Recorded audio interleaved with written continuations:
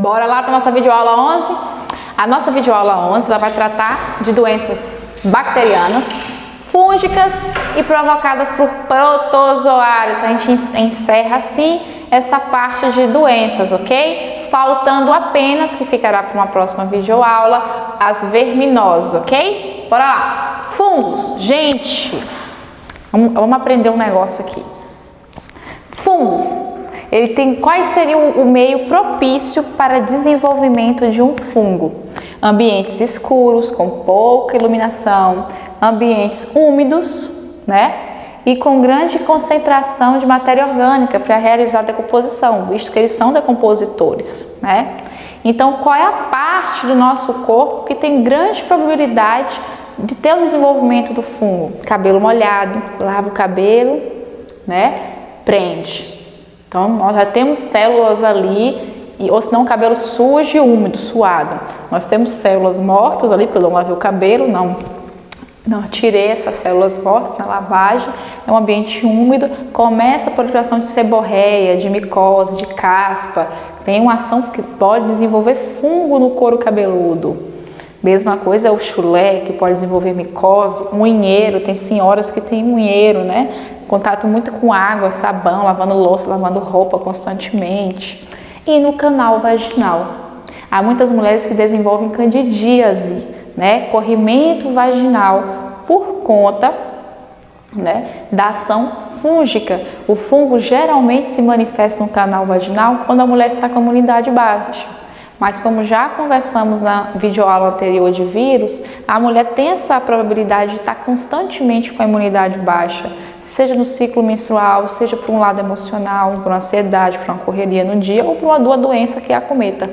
Então, a candidíase é um clássico infecção fúngica que pode ocorrer tanto em mulheres adultas como em adolescentes e até mesmo crianças, né? Antigamente associava-se candidíase apenas com um ato sexual, relação sexual. Não, a candidíase ela pode dar quando a imunidade está em baixa, quando há também o uso contínuo de muito calça apertada, leg, meninas que ficam longos períodos, né, bebês, meninas que ficam longos períodos sem trocar a fralda, também dá essa ação fúngica, deixando a região vaginal bem úmida, escura e abafada, tá? Então nós temos a candidíase, que é um tipo de corrimento vaginal, e nós temos as micoses, né? Geralmente nos pés, nós temos o unheiro que se manifesta embaixo das unhas, nós temos também a caspa,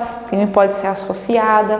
Bactérias, as bactérias têm tratamento, tem cura, assim como as micoses e a candidíase aqui acima, são doenças que eu consigo promover um tratamento.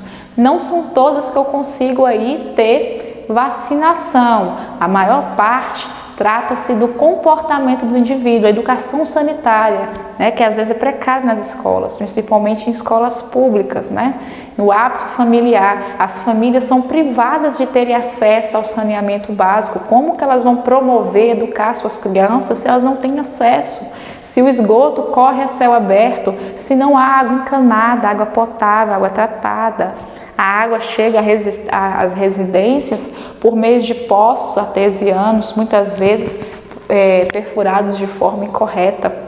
Então, há muitas doenças aqui que estão diretamente ligadas ao saneamento básico, infraestrutura de uma cidade, acesso à educação.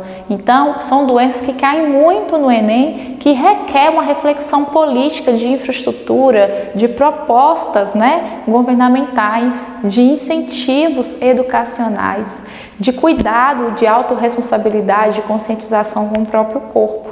Tá? Nós temos aqui, primeira doença, antraz, por contato direto, tá? Botulismo, por alimentos enlatados. Geralmente você vai no supermercado, tem uma latinha de milho verde ali toda estufada. Provavelmente uma infecção, tem uma bactéria ali se manifestando e vai promover essa doença, que é o botulismo, de alta periculosidade, né? Que pode levar o indivíduo a óbito em um curto período de tempo, tá? No livro, gente, após doenças virais, tem as tabelinhas de doenças bacterianas e tem a tabelinha de doenças protozoárias com todos os sintomas Como é uma aula de revisão, eu tenho aí 20 minutos para trabalhar com vocês, eu não conseguiria pontuar cada um. Então a galerinha que vai escolher um vestibular foca na tabelinha. Para o Enem não há necessidade. Para o Enem eles cobram mais a questão de profilaxia e se é ou não uma doença bacteriana ou viral ou protozoários. Eu tenho a brucelose, que eu consigo evitar com a fervura do leite, tratar o leite contaminado. Eu tenho a cólera, que está envolvida em saneamento básico. Há muitos surtos de cólera, principalmente no verão, em cidades litorâneas. Você vai se comer na barraquinha de praia, a pessoa que produziu aquele alimento muitas vezes não tem acesso à água para lavar, higienizar as mãos e te entregar. Você come um queijozinho ali no palito, que a pessoa está ali mexendo com dinheiro, fez xixi, foi ao banheiro, fez cocô, não lavou as mãos, pega naquele queijo e te dá. Então tem muito comum surtos de cólera na época do verão em cidades litorâneas. Coqueluche, já a vacinação, tá vendo? Que o modo de profilaxia é a vacinação. Todas as doenças bacterianas, gente, elas estão ligadas a contato direto com o alimento, com saliva, com o indivíduo contaminado. Disenteria, né? Aquela diarreia, tem muitas vezes você pega uma infecção, almoçou no restaurante, chegou em casa, vem logo a diarreia, né? Aquele alimento ele foi manipulado de forma indevida, não houve higienização no processo de produção. Lavar as mãos, educação sanitária, é tudo. Lidar com água devidamente tratada para o preparo desse alimento. Às vezes você toma água em qualquer lugar que não passou por um processo, ok? Tifoide. Nós temos uma doença também ligada à salmonela, que é pelo ovo cru. É muito perigoso quando você faz uso da maionese, principalmente essas maioneses de hamburguerias gourmet. Você tem uma probabilidade aí de estar pegando uma salmonela. Sífilis é pelo ato sexual. Gente, a sífilis tem 3 estágios. O primeiro estágio aparecem feridas, né, com bordas endurecidas mais ou menos, na região meu pai, corta aí o... Gente, eu tô esquecendo das palavras. Da virilha, porra. Sífilis ela tem aí 3 estágios. Então, geralmente se manifestam feridas na virilha e na vagina, ali nos grandes lábios, na cabeça do pênis. É o primeiro estágio. A pessoa não faz nada. Vai sumir uma feridinha? Some. Realmente some. Na segunda vez, ela se alastra com mais severidade. Você volta a não tratar. Na terceira vez, ela vai se alastrar geralmente coração ou levando à loucura e vem ao óbito. Lembre-se de uma coisa, as doenças bacterianas geralmente elas são de rápido contágio e de rapidez na manifestação. Peguei hoje, manifesta amanhã. Dificilmente ela entra em estágios, como é o caso da sífilis, demorando aí 3 a 4 meses até a culminância final do último estágio. Geralmente você pega hoje, amanhã está passando mal com diarreia, com um sintoma de calafrio, palidez. Ela é muito rápida para a ação, no entanto tem tratamento. A maior parte das bactérias por antibióticos à base de penicilina. Quando você for procurar um postinho de saúde, um médico específico, ele vai, como ele já vai saber qual é a doença, ele vai saber qual tipo de antibiótico correto.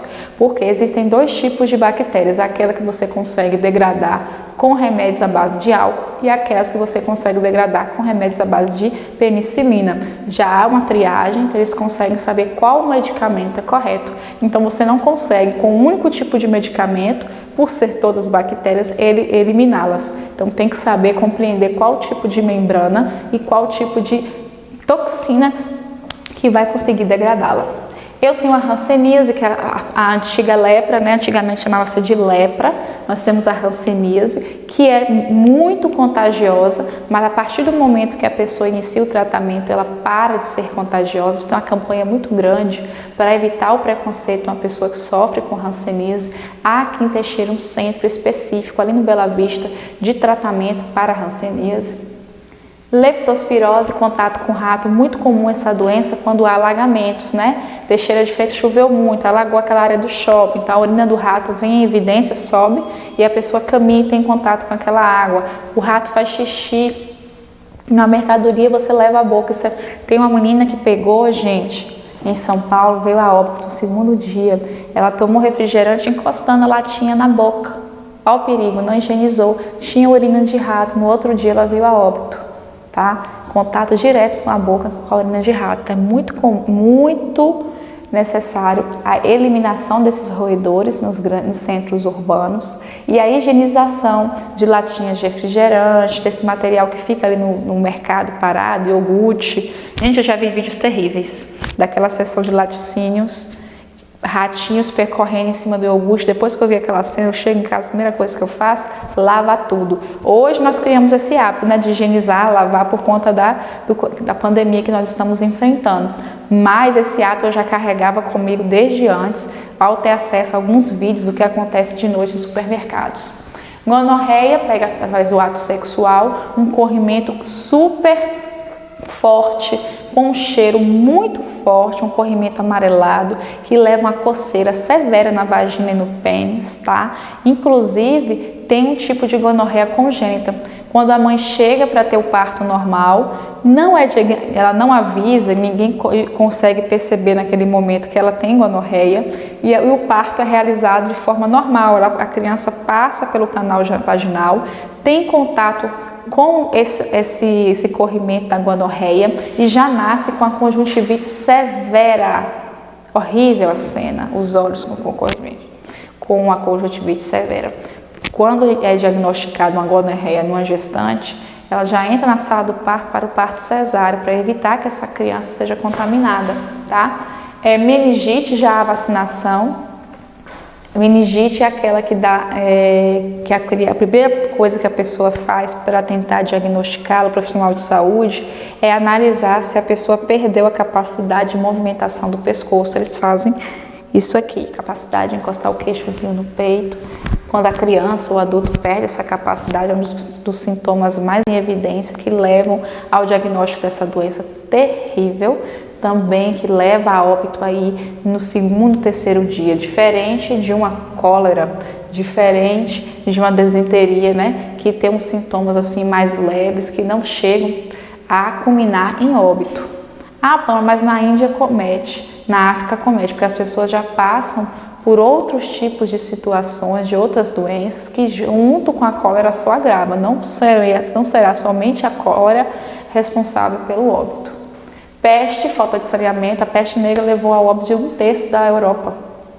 A falta de saneamento básico, eles não tomavam banho, viviam em ambientes com muita sujeira, falta de higienização, contato direto com ratos. Pneumonia.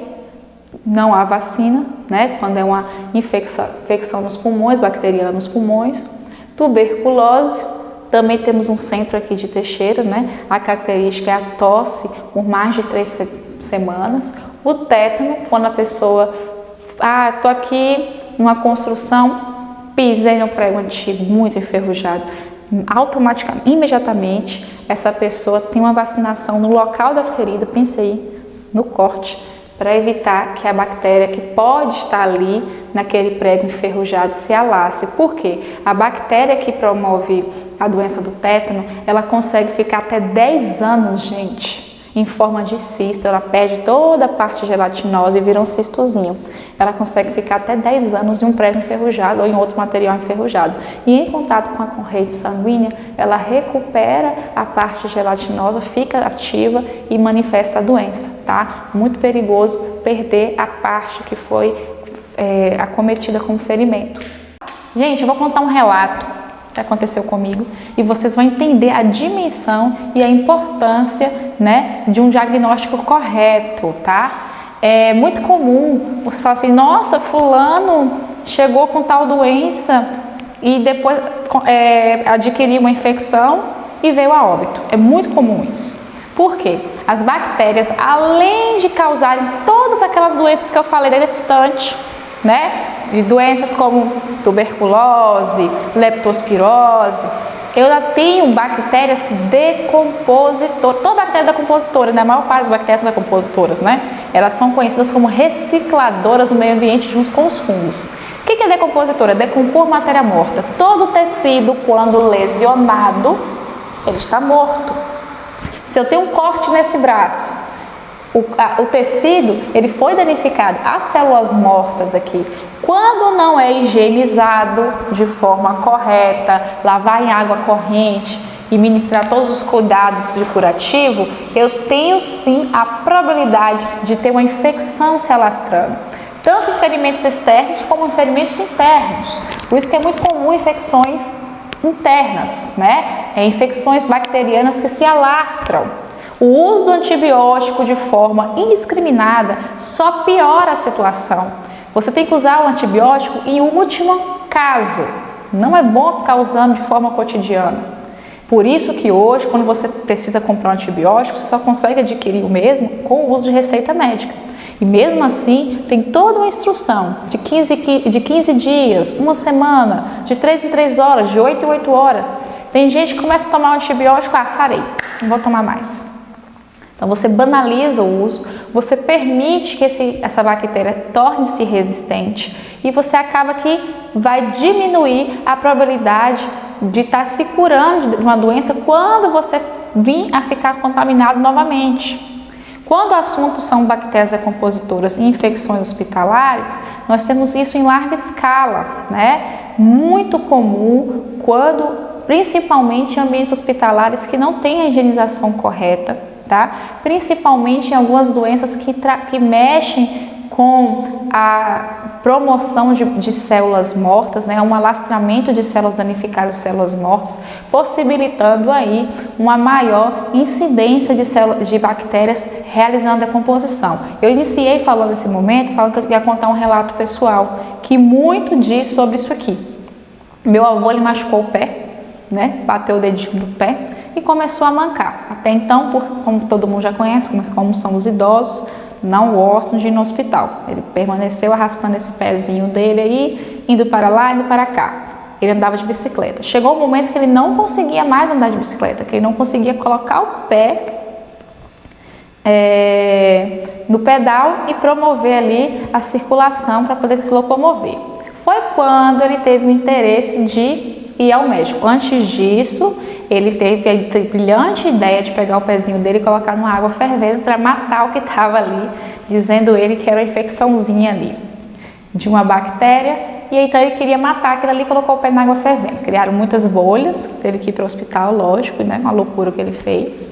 E ali o médico passou uma receitinha, mandou ele para casa um antibiótico. Ele tomou certinho, só que só foi subindo. Do dedinho do pé virou para o pé, do pé foi para a canela.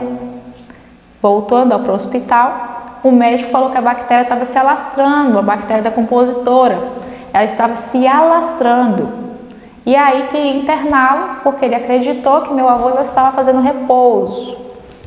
Só então internando, ia fazer uso do medicamento correto e ia sanar aquele problema. Chegou na coxa.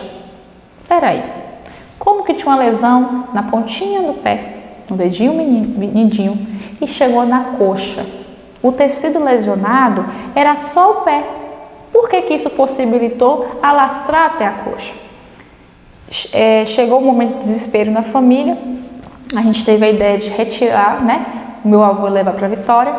Chegando em Vitória, a primeira UPA do Espírito Santo que a gente entrou, correndo com ele, o médico só olhou e falou: vamos amputar, que isso aí é pressão alta.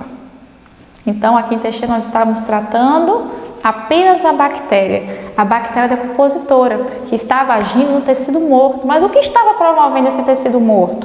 Já que o tecido morto estava só subindo e se alastrando pelo membro inferior por completo. Era a pressão alta. A pressão alta estava impedindo a circulação correta sanguínea, o sangue não estava chegando em todo o membro inferior, em toda a perna, ele ia morrendo. Sem oxigênio, o sangue carrega oxigênio. Sem oxigênio veio a óbito. O tecido foi lesionando, morrendo pela falta de oxigênio e por isso a bactéria estava se alastrando. Se alastrou num ponto que não tinha mais o que fazer, houve então a amputação da perna próxima à virilha, devido à grande área alastrada, simplesmente porque havia apenas o combate a uma bactéria decompositora e não a causa do tecido morto. A bactéria ela é consequência, ela jamais vai chegar no tecido saudável e vai agir. Ela é consequência de uma lesão. e essa lesão que não foi investigada. Então fica aí a dica da ação de bactérias decompositoras em hospitais, principalmente em infecções hospitalares e em outros tipos de situação, como pressão alta e acidentes caseiros. Protozoários, as principais doenças. Eu separei aqui 16 não, eu separei 6 doenças: malária, chagas, giardíase, tricomoniase, toxoplasmose e amebíase. A primeira, malária, é transmitida através da picada do mosquito. Então, uma das maneiras de profilaxia é o uso de repelentes, usar telas nas janelas, né? Evitar água parada. Chagas pelo barbeiro. Chagas cai muito no Enem, gente.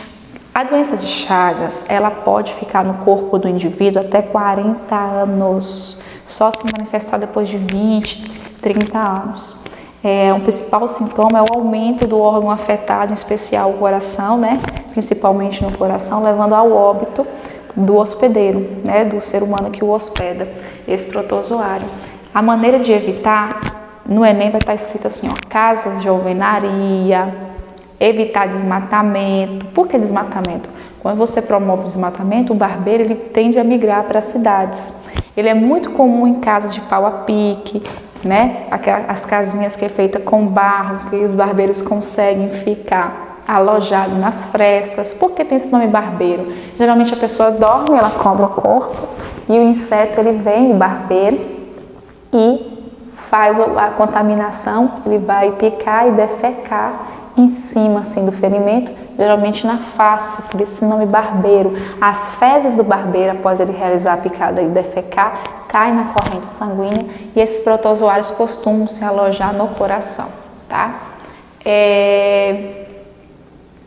A pessoa fica ali, não faz um exame de sangue específico para realizar a triagem, somente quando o órgão começa a aumentar de tamanho que ela descobre, que é quando já não tem mais tratamento. Tá?